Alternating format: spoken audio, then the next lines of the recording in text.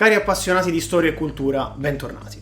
Per la scelta dell'argomento di oggi devo ringraziare un commento all'ultimo video dedicato alle testate nucleari che vi lascio qua sotto in descrizione, che mi ha suggerito di parlare della recente e discussa vendita all'Egitto della 9ª e 10ª fregata multiruolo italiana di tipo FREMM, la Spartacus Kergat, ora ribattezzata Al Jalala, e la Emilio Bianchi.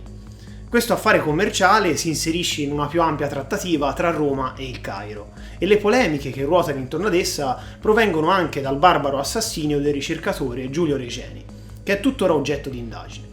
Ma di questo nello specifico vi lascio all'approfondimento condotto da Simone di Nova Lexio nel suo video dedicato. Prima di arrivare direttamente al succo della questione, secondo me è doveroso aprire una parentesi sul ruolo fondamentale che la cantieristica italiana riveste per l'economia nazionale, a partire proprio dalla costruttrice delle due fregate, cioè Fincantieri, che può essere considerato uno dei più importanti complessi cantieristici al mondo e sicuramente il primo per innovazione e diversificazione.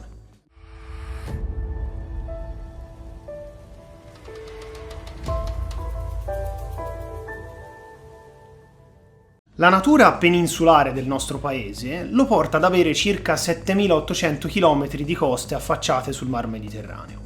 Di conseguenza, il business che gira intorno alle attività marittime è particolarmente significativo e ammonta a circa 40 miliardi di euro l'anno, che corrispondono al 2,6% del PIL nazionale. Tra i vari segmenti che compongono l'industria marittima, ai nostri fini, è rilevante quello legato alla sicurezza e alla difesa.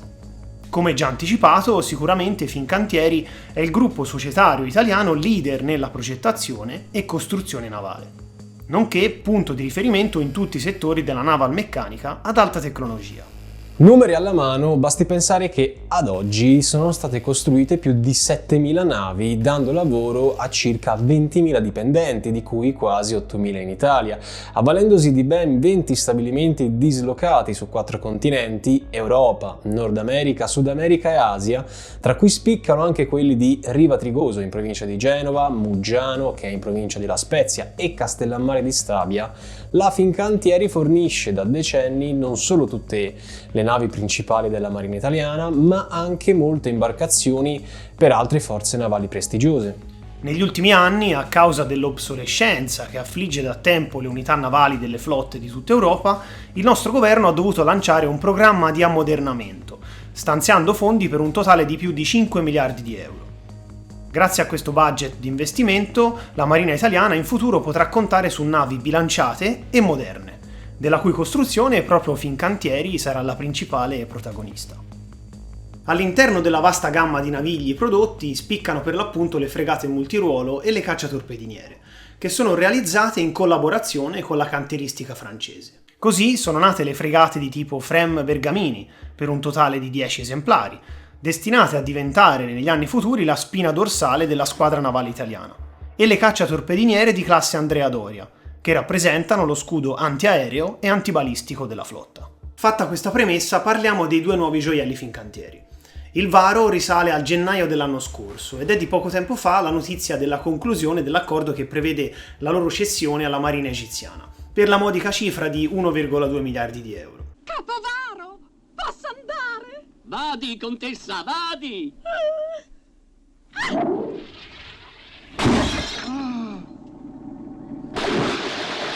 Ma sembra che dietro a questo affare si nasconda in realtà una maxi trattativa del valore compreso tra i 12 e i 15 miliardi di euro, che, secondo le indiscrezioni, prevede la produzione e la vendita di altre fregate missilistiche, i cosiddetti pattugliatori polivalenti d'altura, numerosi cacciabombardieri Eurofighter Typhoon, aerei da addestramento M346, elicotteri Augusta Westland AV-189 e un satellite Leonardo.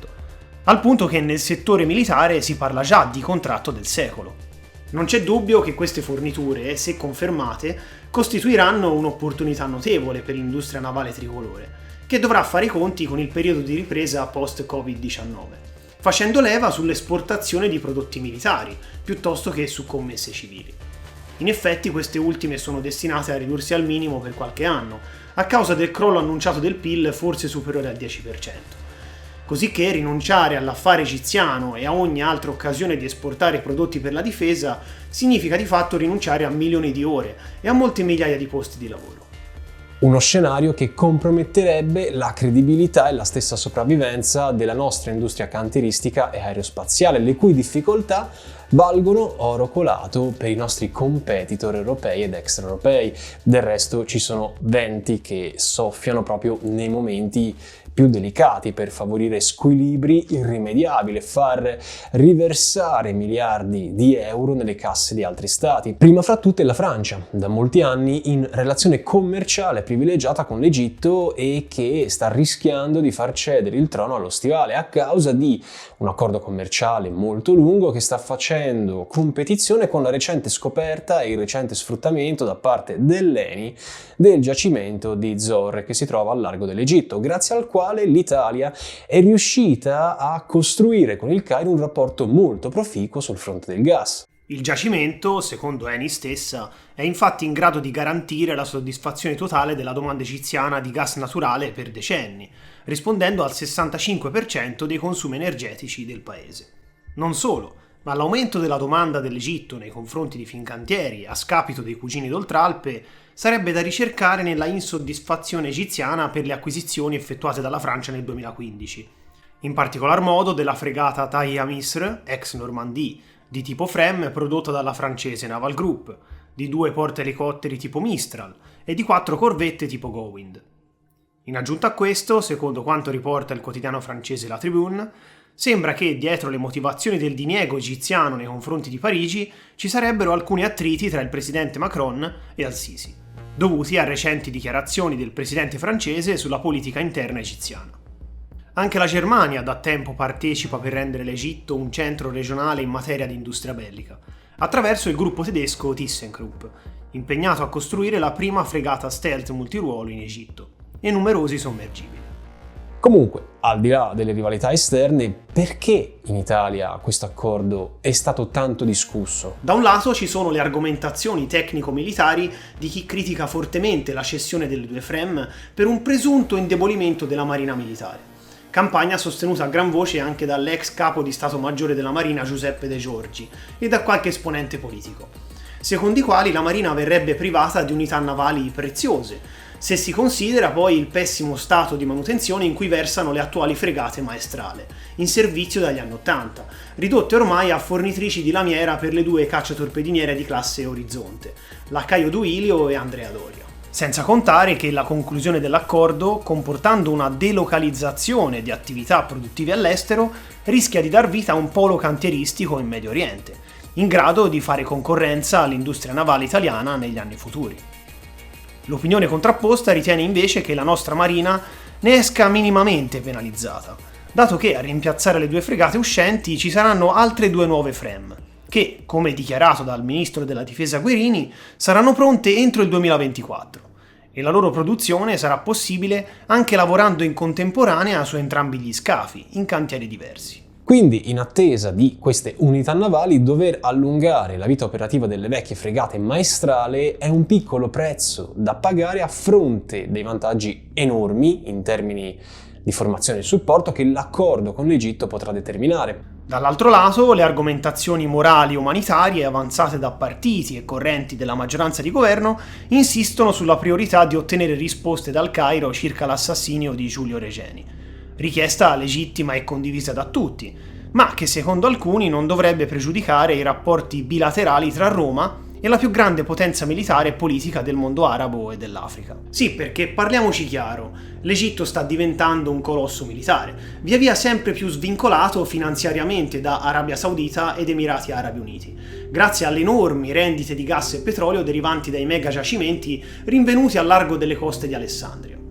A testimoniare questa fiorente economia sono i numerosi acquisti fatti nel 2015 di materiale bellico dalla Russia, Francia e Germania, per un totale di ben 23 miliardi di euro. A giugno di quest'anno è stato reso pubblico un colloquio telefonico tenuto tra il presidente egiziano al-Sisi e il ministro degli affari esteri Luigi Di Maio, nel quale si sarebbe finalizzata informalmente la vendita delle 2 fregate Fincantieri e, nonostante lo stesso ministro interrogato in Parlamento avesse riferito che le trattative erano ancora in corso, la notizia, come è normale, ha innescato nella maggioranza che sostiene il governo dubbi e perplessità circa questa operazione di compravendita. vendita. C'è stato chi da un lato sosteneva la non convenienza di cedere tali navi ad un paese come l'Egitto, giudicato non amico dell'Italia a livello geopolitico, e dall'altro chi riteneva l'Egitto un paese non rispettoso dei diritti umani, per la mancata collaborazione con la giustizia italiana sul caso Regeni, e per il più recente arresto del ricercatore Patrick Zaki.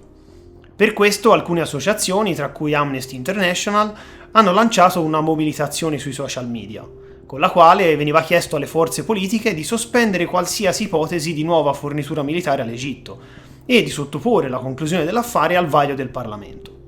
Secondo loro, infatti, i cittadini italiani dovrebbero avere il diritto di conoscere le posizioni dei vari partiti al riguardo, a partire dalla famiglia Regeni. Insomma, secondo gli avversari dell'accordo non può esserci un patto di natura militare se prima non viene fatta luce sul brutale omicidio del ricercatore italiano in Egitto. E a ribadirlo è stato niente meno che il segretario del Partito Democratico, Nicola Zingaretti, il quale ha scritto una lettera a Repubblica dichiarando che senza un processo per i 5 agenti egiziani indagati per il sequestro del ricercatore non potesse esserci alcun passo avanti nei rapporti tra i due paesi. Ma lo stesso Zingaretti ha anche corretto il tiro all'indomani dell'approvazione di vendita, dicendo che non c'è contraddizione tra il mantenere cooperazione con l'Egitto e mantenere allo stesso tempo un impegno forte e determinato per ottenere verità sull'omicidio. Tutto ciò per dire che tutti i paesi antepongono gli interessi geopolitici e bellici alle questioni morali e umanitarie. Del resto questo è abbastanza prevedibile in un contesto di continui cambiamenti e tensioni, in un mondo in cui il mercato della difesa è reso ancora più agguerrito negli ultimi tempi dalla necessità di far fronte a un periodo di lenta ripresa come quello post-pandemia. Anche per oggi abbiamo finito. Con questa breve discussione ho voluto darvi un assaggio di quali sono state le dinamiche della vicenda, dandovi occasione di capire perché ogni Stato non rinuncerà mai alla sua fetta di profitti nella fornitura bellica all'Egitto, a qualsiasi costo.